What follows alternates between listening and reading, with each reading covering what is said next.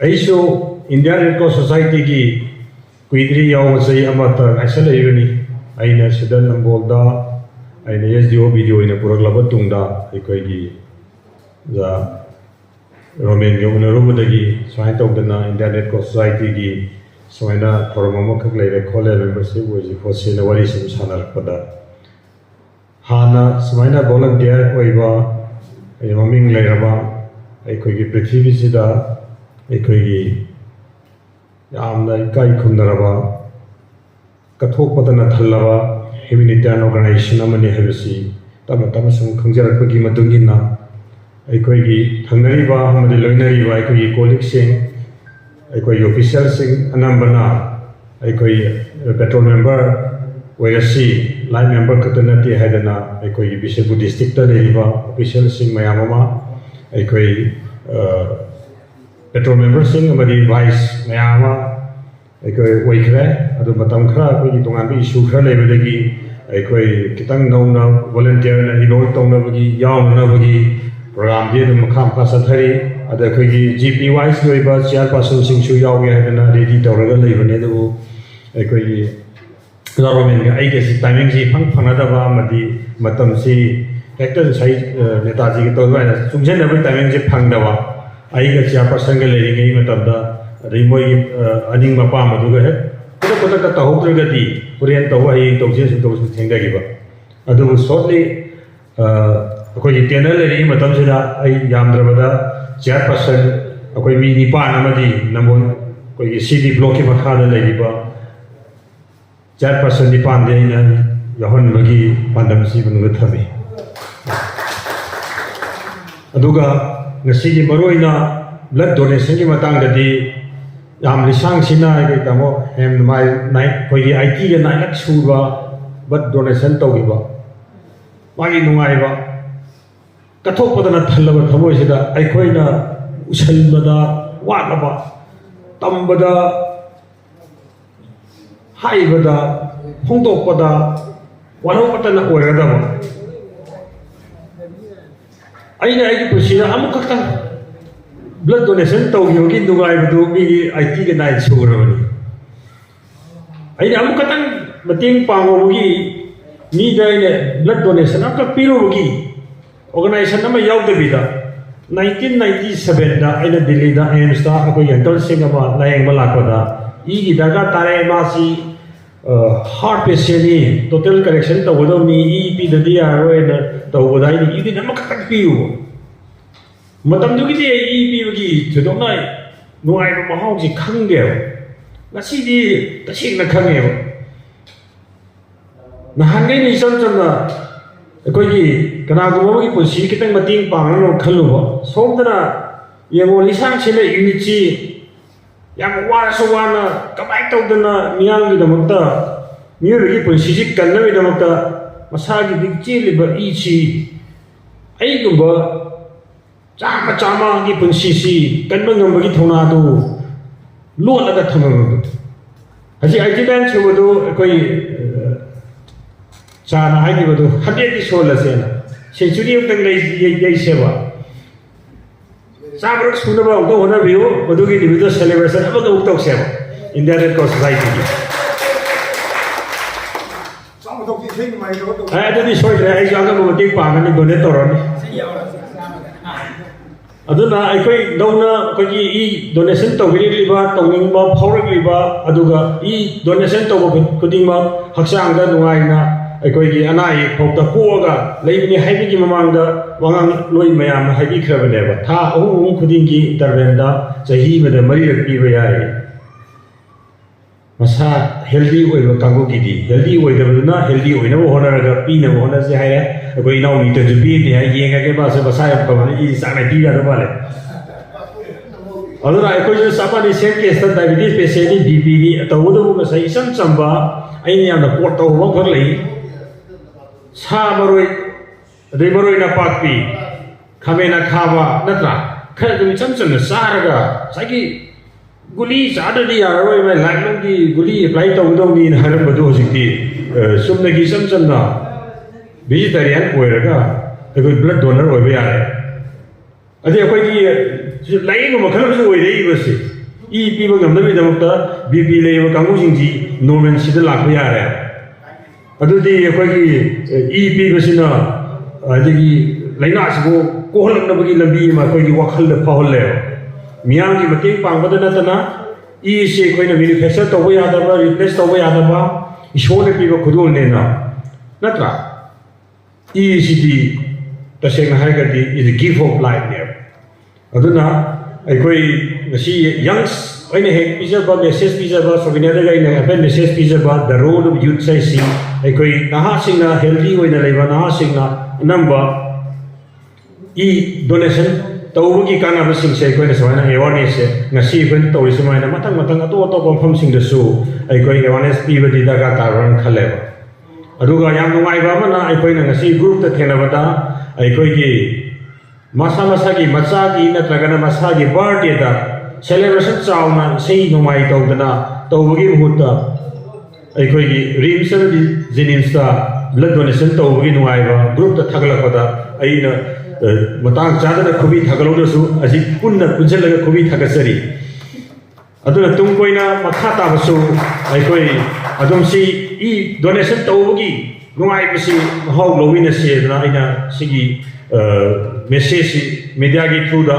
aikoi leiba aikoi ki Bishnupur district branch khatta natana Indian Red Cross Society ki member khudingda naha oiriba khudingmak su aikoi ki e donation pining bagi wakhalorasi honing masa ai sinai message oina ngasi ki aikoi ki national ki voluntary blood donation day sida lamdam sida natana malem su leiba naha khudingmak aikoi e ki donation तोहनी है बसे सिमाई हान बक्त दा appeal तौजरी लोइना तुम कोइना हन अबलेते नहा अबलेते ई pinning बगी वखलोन सी ngasi degi di फाव ओरसे आइसु मतिंग लेबा ई बिबा ngamba मियां बि नमगा डोनेट तौब ngamba ओइजरगे हाइदना आई सिमगा अनि सुबरा थबजै अदुना ngasi gi yam nungai raba निमित अमदी आइने लौजै मरमदी मतम सांगना कुइना तोंगान तोंगान बा हिरमदा अखोइगी इंडियन रेड क्रॉस सोसाइटी की वॉलंटियर सिंगना लौरिबा रोल दी तोंगाले सिखाबगी लोइसु नाइदे अदुबु मरुइना ngasi दी ब्लड डोनेशन की मई लेना आई अनंबा खर हाइनिंगी अदुना अखोइगी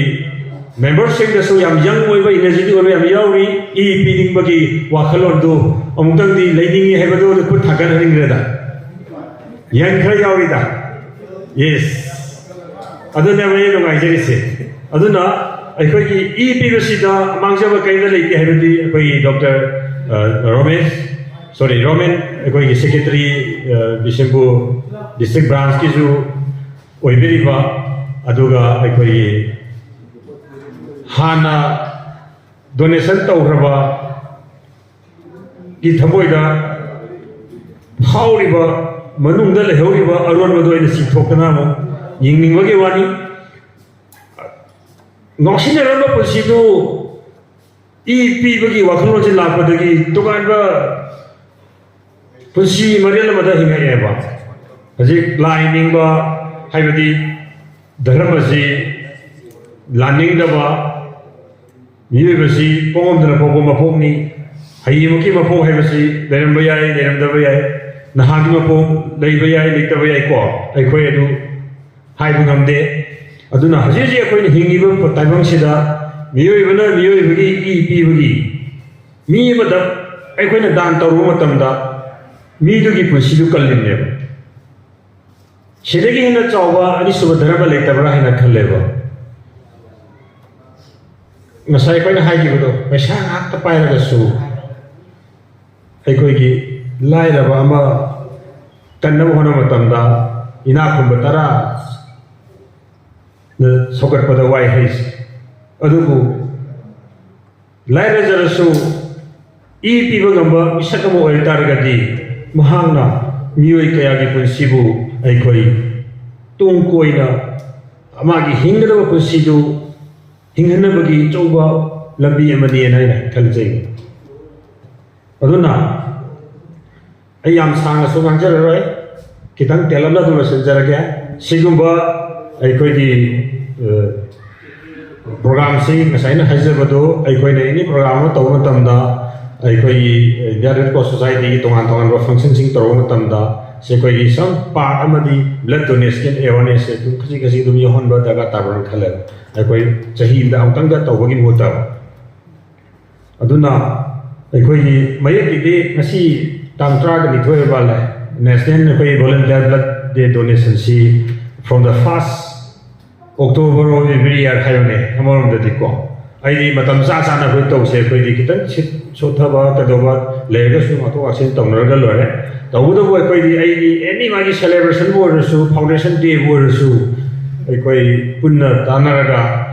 matam cha na right time right place ta to se ba ai koi di India Red Cross Society ki volunteer oiraga di time bound se kha to phayro accident thoi ha ga ambulance thau da le di sibna ne ba ngasi koi puk tara thoi makhai do baro makhai ka hel tawe sima tangi right time de ki bai ka to si next time de ko koi kra wa di wa ne lo ne ba to bu da bu koi di first person ne ba any emergency tholak pa mahu lam po oiro sing iso oiro natra natural calamity oiro koi di fast track kangu ne ba koi di aduna koi hal lo kara chai kara changchal lo kangu de kha soldier su yang so kangu sing si ai thona je sum maning da je dum to re ba ahan sing bang chalo de to ah sing ka je ko na sing bang tha ne 지금 머리 맞담 저디 했다. 너 아까 저 아한 월수 right at the door से आई पुंगतरा में थे मगर नन्ना बदल लाके उसका तकला और है तुम्हारा अते से आई ने तब आई कुछ कितना यार कभी तब पता चिंदो रे सो कोई शेड्यूल दी नाक से बा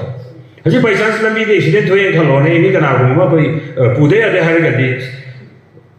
एम्बुलेंस थोबगी ड्राइवर उंगाई लेता पुंगा मंगा दिबी कोई तो दुरी हवा सिने ने बिडिंग वे रोने से कथोक सी तो उदु इन टाइम तो से वन टाइम न तब मांगजो न मिनिट अमदी वानी के कोई हल प्लान तो से को इसीके तो हर गदी मिनिट मंगा तो चोदा वे तो उदु वी नीड टू रेडी आइने पामे से दुनिया को मतम साब दुने बे हम दगा तारी ख्वाई की चादा वो खंदे हॉट इबर अदुदी अखोई केगमो शेड्यूल म तो जे हर गदी right time to pay मरमदी मी से तोंगा ममा सामा सा इंडिविजुअल और बे नत्रगन ऑफिशियल और बे थबक सि सिनब नाकनी ना केतम मैनेजमेंट तो अदुना मतम सा तो दे लारो तो अजे यावर रो को मेंबर नि वई आई सी सा हाजब नते को जे जे होल कोई तुम के लोगी वानी को अदुगी सिगी के नो सिगी हिना बिबल ले रगती युम दे जुंगाय इन टाइम जो पेखाथा वर बिनि मगा चोंधर दी तरा चोंधर दी चंगन दी वरिबो समयना कोई दिबरन के बरोई ना इंडियन रेड क्रॉस सोसाइटी की वॉलंटियर्स इज ऑलवेज एक्टिव होइनिंग है बनिदा ओइदी तो ओइदी को आई सुमी येंग बदा थबो ते लोई तोई बांथुई तौदो को याव टाइम मैनेजमेंट कतंग के कोई फतना सिमा आई सुम ना हम सुदुम तोई ना हम की फाउंडेशन दी रिजल्ट तोए बतो से same thing ai hai ke hai ni wala gan dari nang dei nang da ba ni ngasi ta ja lojara kai nang jo ne okay paresi am nungai ne ngasi ki ai swarol khaje thamjaraga ai yam sanga sungang jaroi ai wahi khaje hajaraga ai matang se da den jare ke